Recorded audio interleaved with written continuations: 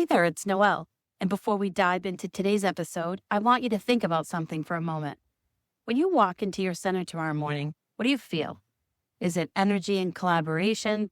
Or is it that underlying tension where everyone was just trying to get through the day? The culture of your center isn't just about a feel-good concept. It's the foundation that determines whether your staff stays or leaves, whether parents feel confident in their choice, and whether you're building something sustainable or just surviving day to day. Today, I'm going to dig into culture transformation, and I'm sharing exactly how operational systems create the kind of workplace culture that attracts and keeps amazing teachers. Let's get started. Welcome to the Directors Club Podcast, your go-to resource for childcare center owners and directors.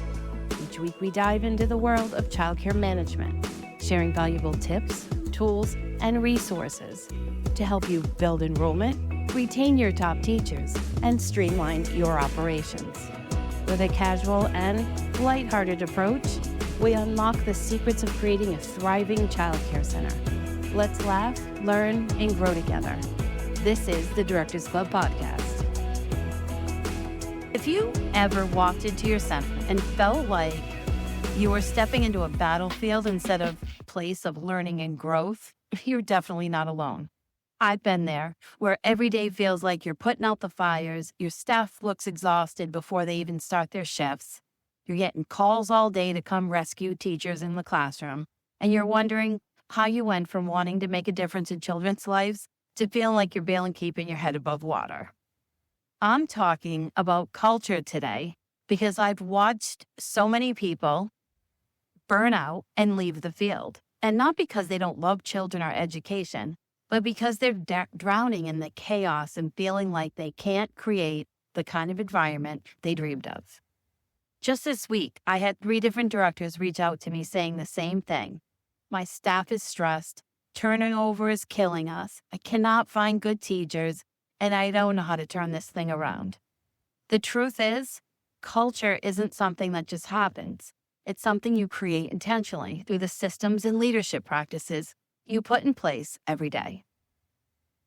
Let me tell you about a moment that changed everything for me at ScribbleTime. It was my second year leading the center with my sister, and I was still figuring out so much about leadership. I had this teacher, I'll call her Maria, who I absolutely loved working with. She was incredible with the kids, always went above and beyond, and had this natural way of connecting with families. She was the kind of teacher you build your program around. But then one day, Maria came to me during her break, looking kind of uncomfortable. And she sat down in my office and said, "Noelle, I love the kids, and I love working for you and Sarah, but I'm thinking about leaving. I feel like I'm always behind. I'm always stressed out.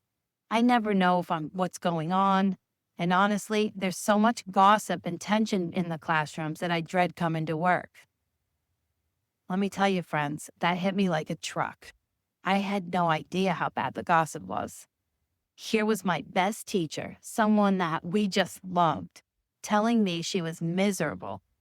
But what really got to me was hearing about the gossip issue. I had noticed some tension between staff members, little comments here and there, people seeming frustrated with each other.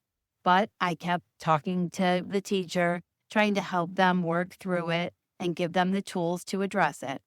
But I kept thinking, maybe it will just work itself out.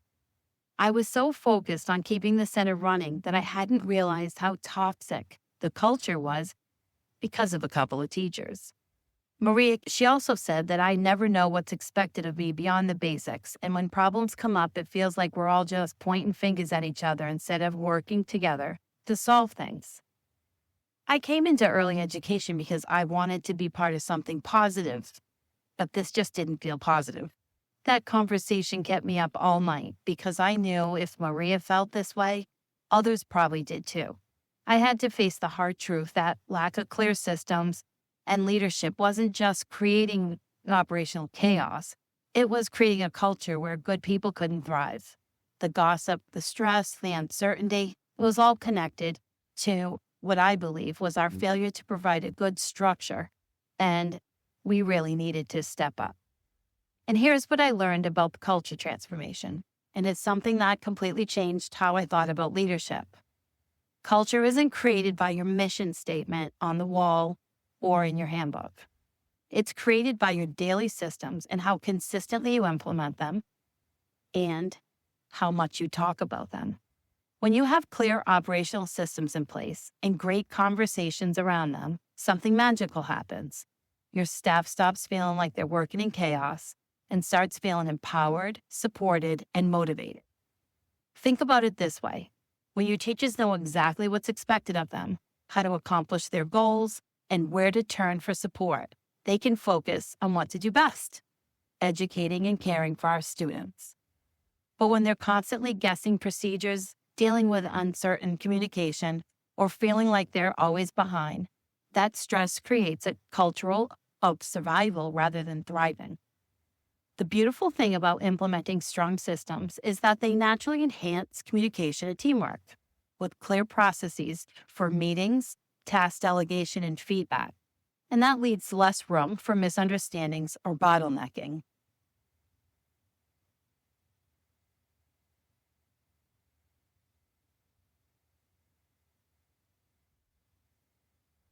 Let me give you a concrete example. Before we implemented our morning momentum routine, and if you haven't listened to that podcast, go listen to it. My teachers would start their day feeling uncertain about priorities and disconnected, I felt, from the big picture.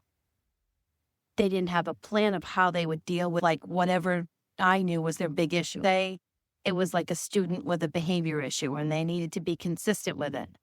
And so now, every morning after drop-off, I do these social check-ins, the morning momentum that I talk about, where I connect with each classroom.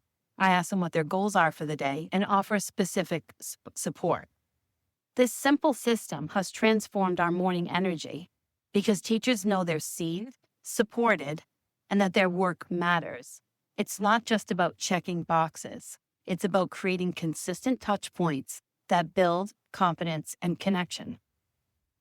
If you think about this, I'm starting my morning off now, walking through the center, addressing everybody, saying hi, socially connecting with them, and then talking to them about that student's behavior plan. So instead of anticipating that they're probably going to call the office today if Johnny doesn't have a good day and ask you to come intervene, I'm talking to them, okay, what can we do right now to set Johnny up for success? And have a conversation with both the teachers on some problem resolutions before they even happen, things that you want them to do, but sometimes, they forget in the mix. And then cheer them on and say, you guys are really doing a great job working together. I'm so excited to see how Johnny makes out today. And really turn that whole narrative and conversation. One of the biggest cultural shifts you'll see when you implement systems like this is moving from reactive to proactive problem solving. And instead of dealing with last-minute crisis during busy times, your team will have processes in place to address concerns before they escalate. It's also amazing to have that conversation with both the staff members in the room so that everybody is on the same page. This creates a more positive and predictable environment for everyone. And when your staff sees that you've planned ahead and you're taking the actions to minimize potential challenges, they feel more secure and focused in their roles. And that security just breeds confidence, and confidence creates the kind of positive energy that makes parents want to enroll their children and teachers want to stay on your team. But here's the thing that really excites me about culture transformation. It creates the incredible ripple effect throughout the entire center. When your teachers feel supported and empowered, they bring that energy to the classroom. Children benefit from having educators who calm, focused, and enthusiastic about their work.